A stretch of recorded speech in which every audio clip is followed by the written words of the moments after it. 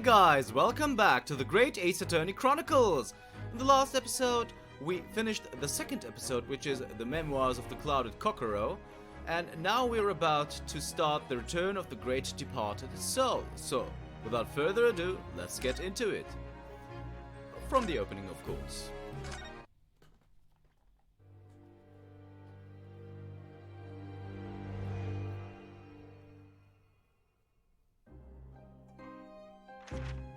The grand end of the century Great Exhibition of London. Surely there is not a soul who has failed to hear of it. Wondrous new works of culture and industry from every corner of the globe had converged on Hyde Park, welcoming over 50 million visitors. The last great hurrah of this century. Astonished and delighted people of all nations, and ended on a note of resounding success. But as regards to the terrible catastrophe that occurred during the festivities, very few are aware my friend Mr. Herlock Sholmes had a hand in unraveling the matter. For from the shadows, it was he who earnestly unearthed the facts of the case. And like the centerpiece of the great exhibition, which rose high into the skies of Hyde Park, Sholmes's brilliant deductions, as clear and lofty as the crystal tower itself, brought the truth to light. Is that so? We'll see about that. We're here at the showground of the Great Exhibition, which is absolutely packed with people. The weather is unusually fine, and we're about to witness a most extraordinary scientific experiment. Ladies and gentlemen, the 20th century will see steam engines and electrical power dominate the world. Horse-drawn carts will give way to the motor car. Ships will sprout wings and take to the skies. And today, we showcase even more advanced technology. A glimpse into the future. A world first. A demonstration of my super high voltage instantaneous kinesis machine. A man will literally be disassembled by a pulse of high voltage electricity and beamed to another location. Whereupon his body will be reassembled by a series of complex calculations exactly as it was before.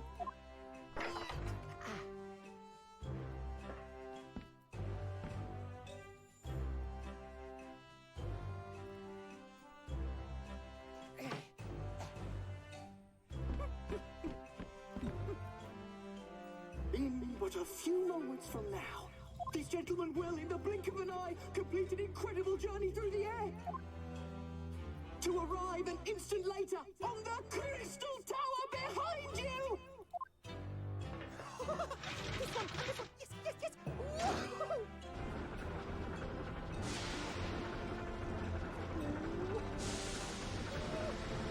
Yes!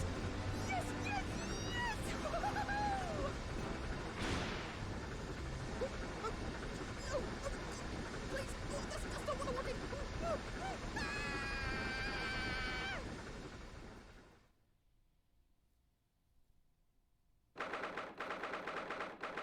22nd October, 9:36 a.m. at Sholmes' suite. Runo, are you listening? Oh, sorry, what was that, Iris? What's the matter with you? You've been miles away all morning. Didn't you like what I cooked for breakfast? No, that's not it at all. What were we talking about again? Today's paper is full of news about the Great Exhibition again. Yes, the Great Exhibition. I'd like to go sometime.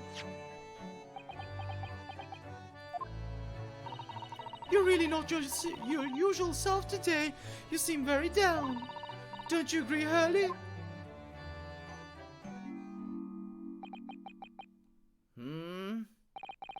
Did you say something, Iris? Oh gosh, you're even more down.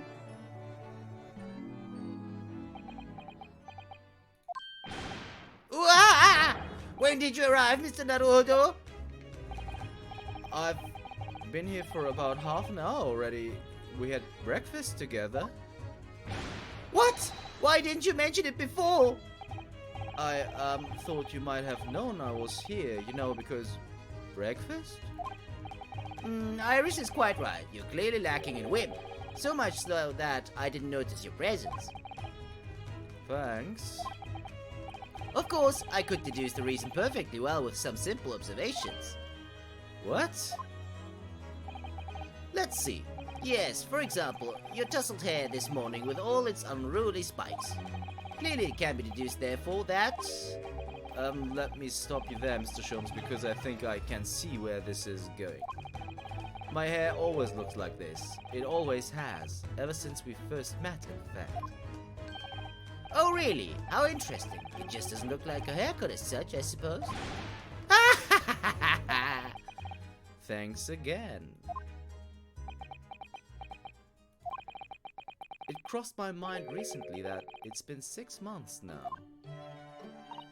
6 months? Since I was forbidden from working in court. So I've been wondering how much longer I'm going to be banned.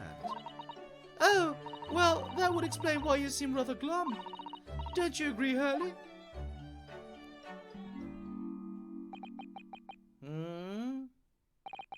Did you say something, Iris? Ah, back to moping.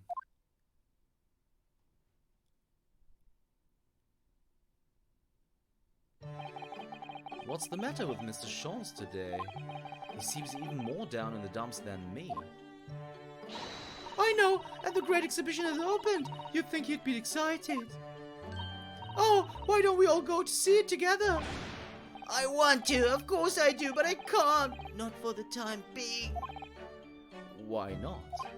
Why not? Why not? Because I'm a great detective after all. So you're embroiled in some trickery case that you can't be distracted from, is that it? I don't remember hearing that you're working on a case, Hurley. I suppose I should try to find out what's going on. Well, but before we do that, we are going to take a look at Iris's... Ah yes, this is where you note down ideas, isn't it, Iris? What's in the melting pot today? The blue carbuncle. Yes, it's from a case of theft that Hurley solved ages ago. The theft of a precious stone. A carbuncle is another name for a garnet, you see, especially if it's cut with a rounded top. Oh, really? And this garnet was blue, was it?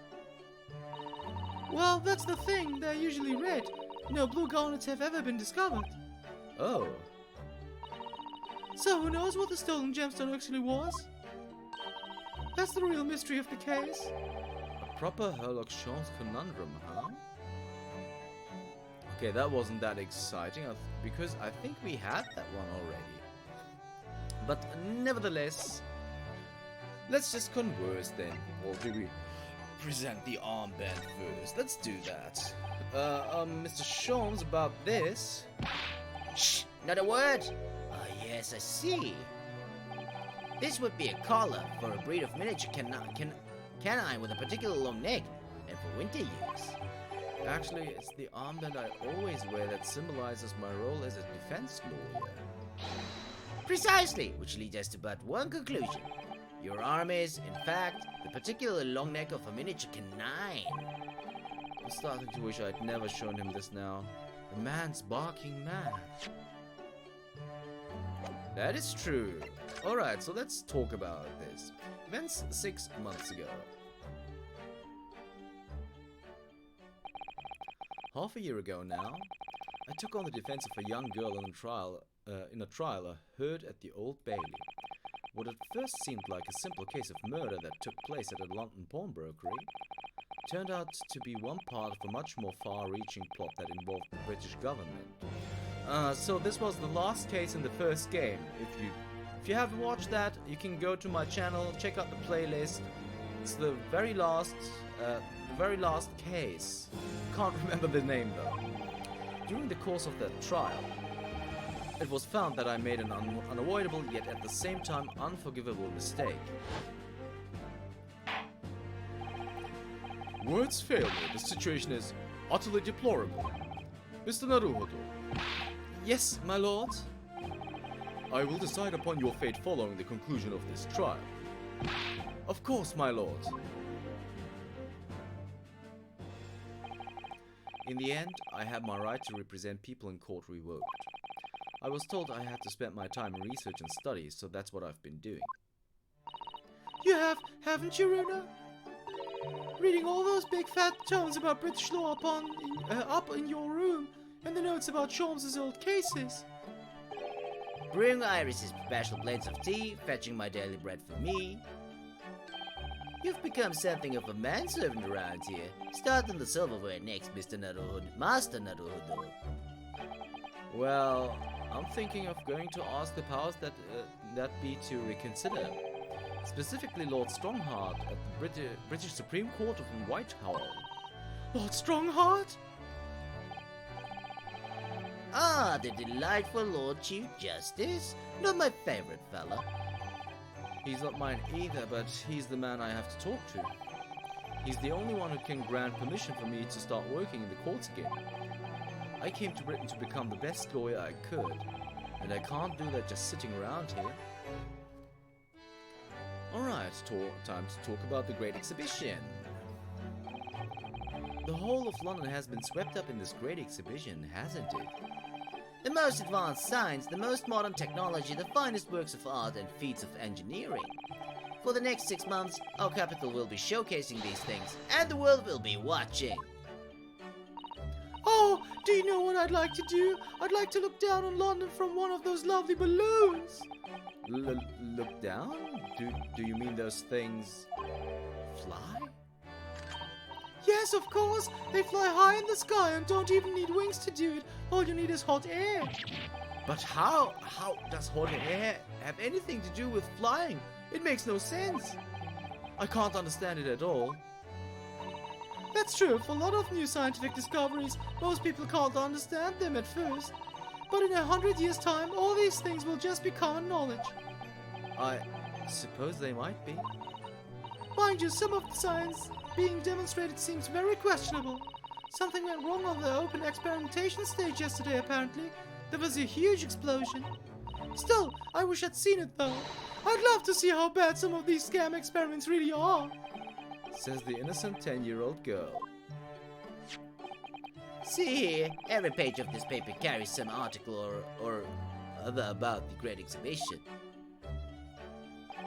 But the brighter things shine, the darker the shadows that are cast behind them. Personally, I find myself drawn to the darkness, to the impenetrable. That is my proper atmosphere. The Great Exhibition newspaper has been entered in the court record. Great Exhibition newspaper, a newspaper containing various articles about the world-leading science and technology on show at the Great Exhibition being held in London. Shadows cast behind. Is that a metaphorical way of referring to the back page of the paper? Uh-huh. Thanks for the hint. Let's have a look. Let's have a look. Every article on the front page is news about the Great Exhibition. Public experiments to demonstrate brand new scientific ideas, cultural exhibits from around the globe. It's also positive and hopeful about the coming century. We must all go to see it properly before too long. Uh-huh. Is there anything else on the front page?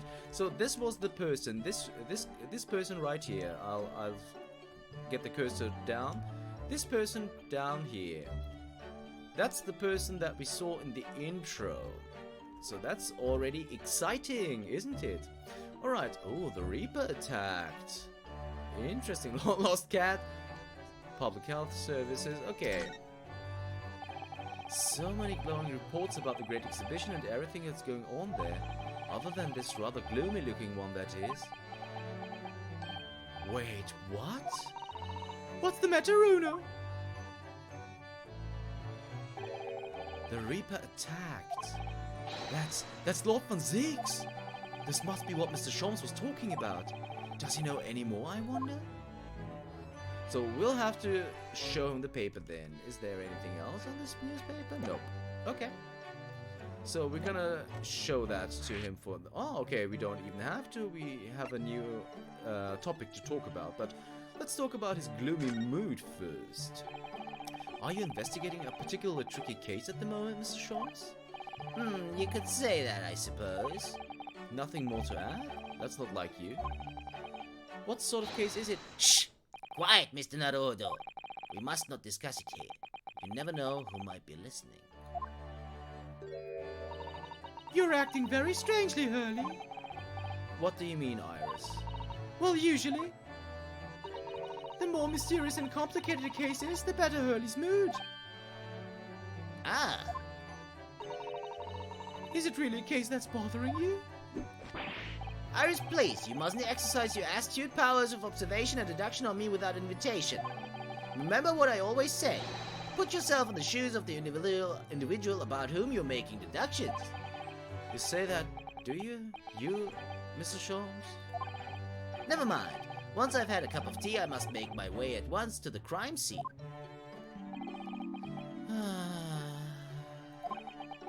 There was a deep sigh. The Reaper attacked. It says in the paper that Lord Von Zieks was attacked. That's terrible. You know the legend of the Reaper of the Bailey, of course, don't you? Only too well, in fact. Yes, Prosecutor Baruch Von Zieks. They say that if the Reaper is the prosecutor in a case, there's no salvation for whoever's in the dock. Even if the defendant is found not guilty. Once the Reaper has someone in his sights, one way or another, that person's time left on this earth will be short. London's finest rogues always find ways around the law. They'll stop at nothing to secure an acquittal at trial. Falsifying evidence, paying sham witnesses, threatening jurors, bribing judges. But even such devious tactics as these cannot save them from the hand of the Reaper. As you've experienced yourself, haven't you, Mr. Naruhodo? Yes, I've seen the Reaper's retribution at work. Many of these criminal rogues are reckless and quite unafraid to die. If a leader among their fraternity is seen to have been taken by the Reaper, retaliation like this does occur. Really, the capital has a never-ending supply of such scoundrels. So, do you mean Lord Von Zieks has been attacked like this before? This isn't the first time? He's quite an accomplished combatant, you know. He doesn't take these attacks lying down. Although, it seems that his assailants were armed with guns this time. Oh my goodness, is he alright then? Is Lord Von Zieks hurt? My dear fellow, how on earth would I know? Well, in the article here it says, as to what of Lord Von Zieks and his condition, all will be revealed in tomorrow's morning edition. Ah, I see. Well, we shall have to be patient then. No, I can't wait until tomorrow. In that case, you shall have to inquire with somebody in the know. But who? Lord Strongheart, perhaps?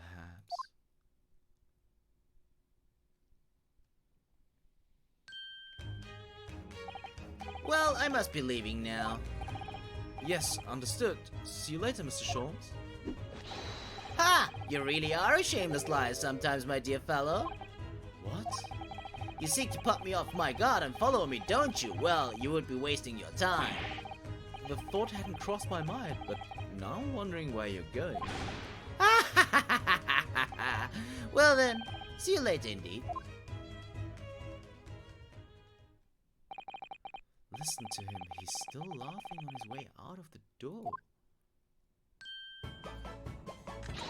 Alright then, Bruno, let's get going! Oh, Iris? What are you wearing? I've got change to go to the great exhibition! You're going to take me! What? But I was just about to go to the Supreme Court. Oh, well that sounds fun too! You're going to take me there then? Alright, fine, just lower that weapon, would you? Of course! And after the Supreme Court, then we'll go to see the great exhibition! Well, I guess we know what to do, right? But first of all... Let's see, can we... No, different pieces of evidence from this whole solve very interesting. The trouble is, Hurley forgets things so quickly, he never remembers why these things are relevant. The other day, for example, he saw the orange pips that were there and decided to plant them in the garden. Pips? Yes, they've all sprouted now. We have 5 new little plants. Oh, well, I don't know what case they were from, but if Mr. Sholmes can get oranges to grow outside in England, he should change his profession. That is true. That is indeed true. Okay, what is in the chest? Come on. Ah, yes, the huge metal chest with a lace cloth laid on it, being used as a table for tea and coffee. It's very sturdy, that's for sure, and firmly locked shut. That chest contains my father's detailed records of Hurley's many cases. Yes, so I've been led to believe, but personally I've never actually seen inside. And that's the way it will stay. Those papers are a secret between Daddy and me. If you go opening it uninvited, you might find yourself being bitten. What? Is there a beast inside there or something? Alright. What about the shelf? I do love a good fire in the colder months. Watching the flames flickering and dancing out is just so very relaxing. Cleaning out the chimney isn't so relaxing though. No, getting covered in soot isn't my idea of fun. You know, Hurley decided he was going to clean it out himself last year. But you can guess what happened, can't you? He got himself stuck inside the flue. He's a very slim man, I admit, but there are limits to where a fully grown man can fit. No, every time he dozes off by the fire, he has nightmares about it. Okay, we do have new dialogue, so that actually is a reason to check everything out. What about the shelves, Iris? There are so many different bottles up there on that charming little set of white shelves. Oh, do be careful, Runo. You mustn't try the contents of any of those bottles, even if you're hungry. I wouldn't do something stupid like that. I'm not a child, you know. Well, I wish I could say the same for Hurley. The other day, he polished off a full bottle of one of my alkaloids. He what? He said he was hungry. I'll be extra careful. Alright, what about the typewriter, Iris? I can type with my eyes shut, you know. I can believe it. When a deadline's approaching, you sound like a Gatling gun. That reminds me of a dream I had the other day. It was such a funny one, it woke me actually. I was typing for a whole hour in the pitch black, but I didn't make a single mistake. That's incredible. But then, when it got light, I found that there wasn't any paper in the machine. Now I wonder if I'd actually been typing at all. I think you might just have fallen asleep on the job. Alright, so what about your tea service? I look forward to finding out what aroma your tea will have, Iris, every single day. Oh, well, I infuse a different concoction of herbs from the garden every time, so it's never the same twice. When you call it a concoction, it sounds more like a science experiment than something for tea time. Oh yes, that's because different plants can have very different properties. Some calm you down, some make you feel jolly, some give you energy. Today's particular blend is something quite special, so you're really in for a treat. That sounds ominous. Alright, so we're done here, right? Yeah, there's nothing else left here. We also have had a look at everything here. Let's have a look at the shelves. Books, papers, scientific implements. These shelves are stuffed to the gunnels. Mr. Setter wouldn't be able to help herself if she were here. She can't stand mess. Susie might not be able to stand mess, but she wouldn't dare touch those shelves. Oh, why not? Everything's in an intricate balance. Hurley spends ages on it. If you were to touch even one thing, the whole lot would come tumbling down. Huh. Susie noticed it was a very delicate arrangement, right from the outset. You make it sound like a meeting of great minds.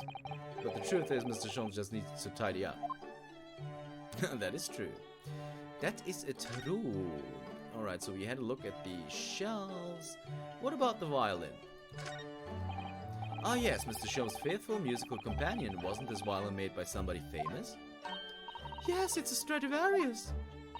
I'm afraid you'd have to save up for 100 years before you could afford one, Runo. If I were to save up for 100 years, I wouldn't choose to buy a violin personally. Oh, what would you buy then? I really have no idea. I think I'll have to do it so I can find out. Alright, what about this contraption here? Every time I look at that machine, I can't help thinking what a monstrosity it is. What's it called again? The Great Analytoscope. It can analyze absolutely anything, you know. It does seem incredible, and at the same time, incredibly useless. But it looks impressive, doesn't it? So that makes it very useful. How does that make it useful? Because it means you can pawn it for lots of money. The pawnbrokers always make idle remarks like, what an incredible looking machine. So Hurley often takes it to the pawn shop when he's a little short. It sounds like this thing pulls its weight around here more than I realized by having its weight pulled around. The jokes. Okay, so it's time to move then. But before we do that, guys, next, okay, let's check out the legal consultancy first, because we still have some time left in this episode, but we won't be able to go to, what was it again, to Lord Strongheart, because it's going to take up too much time. 22nd October, Naruhodo's legal consultancy. We'll have a look around here first. We can present stuff. What about that? Iris, have a quick look at this. Your lawyer's armband? How many times have you shown me that, Runo? Oh, sorry. It's very important to me, that's all. I don't feel complete somehow if I'm not wearing it. Well, personally, I think you should try wrapping some different things around your arm from time to time. Oh, really? Like what? Perhaps a pretzel. Pretzel? I've never heard that word before. Well, I think it's a kind of German defense lawyer symbol. Interesting. I'll have to try wearing one sometime. I guess you know what a pretzel is, guys. You don't wear that around your arm. You just don't. Iris, about this paper. Oh yes, it's all about the great exhibition. I'm so excited about it. Once you've done what you need to do, we should all go together and explore. I don't know. It sounds like it could be quite dangerous. We wouldn't want to get caught in an explosion as we were walking around in the showground. Oh, is that what you think's going to happen? Is it? To be honest, yes. To be honest, I think so, yes. Alright, let's have a look at the shovel. The office spade. Now that Miss Susato's gone, the shovelers aren't represented to correct me. Maybe I'll have to do it myself. That's not a spade, Mr. Naruhodo, it's a shovel. Ah, so you're a spader, are you, Runo? What? You want to battle it out? Alright, I'm not going to argue with a native English speaker who has some kind of a gun. Oh, this is so awesome. The kettle's gently simmering away there on top of the stove as usual. It was kind of Miss Susato to send that Japanese tea. You really like it, don't you, Iris? But for me, it's the sound of the stove and burbling kettle I like the most on biting winter mornings. And it feels even kind of cozier in here when the delightful Iris pours the tea for me. I really couldn't manage without that wonderful young girl. Oh, Runo, it's so sweet of you to say so. Stop putting words in my mouth, please, Iris. Alright. What about the the ceremonial tea set? Yeah, okay. Miss Susato's tea set that she left here with me. I still think green tea is just too bitter, though. Thank goodness for sugar and milk. Mr. Sean certainly wasn't expecting the acrid taste that one time. I've never heard anyone let out a scream like that before, or seen anyone fall down the stairs quite like that either. It always brings a smile to my lips when I'm feeling a little down.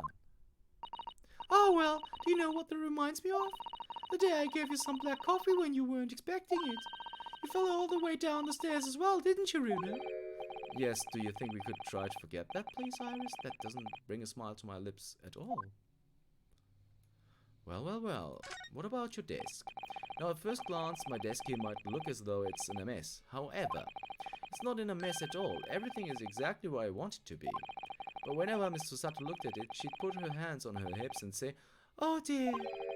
Her way of saying that I should make it a more orderly and neat mess.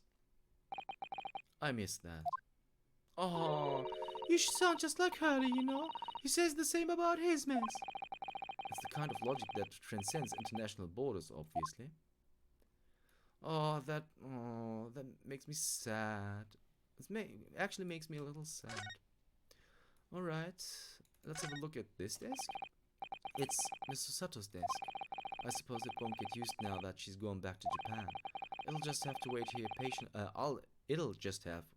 patiently for its old friend to return. Even now, I sometimes find myself pouring a cup of tea for Susie by mistake. Oh, that explains why I sometimes find a steaming cup on her desk here. It shocks me every time. But it's just one of your pranks, I see. It's not a prank! I miss her! Aww. She will be back. She will be back, guys. Don't you worry. Look at the prawns and the anemones gently swaying around in the tank. Regular cleaning, some food and fresh seawater is all they need, and some conversation, of course. It seemed like a lot of effort at first, but it was worth it. I'm starting to be able to tell what they're thinking. Funny to think that so many people in London had aquariums like this once, when they were in vogue. You'd never expect to find sea anemones in the middle of the capital. I think I'll have to name them soon. Oh no, Runo disappeared! What? Ah, I expect he's been eaten by Hurley. I think I'd prefer it if you used your imagination more when naming this sea life. Alright, can we have maybe have a look now? Because Susato-san wouldn't let us have a look at her room. Maybe now we can. I never did see what Miss Susato's room looks like. I could go in now, of course, but I don't dare. They say a young maiden's private chamber is a place of bittersweet secrets. Although from the laughter I used to hear when you would visit, I imagine it's mainly sweet. Oh, we used to have such fun in Susie's room. She told me all sorts of interesting things about your country, you know. Oh, unfortunately, we can't have a look. But now it's time to move finally to Lord Chief Justice's office. And this is also where we are going to end the episode, guys. Ooh, fancy. 22nd October, British Supreme Court, Lord Chief Justice's office. So, we'll have a little chat with Lord Strongheart, and if you want to know what he has to say to us, you'll have to tune in for the next episode of the Great Ace Attorney Chronicles. Resolve. See you then, guys. See you then.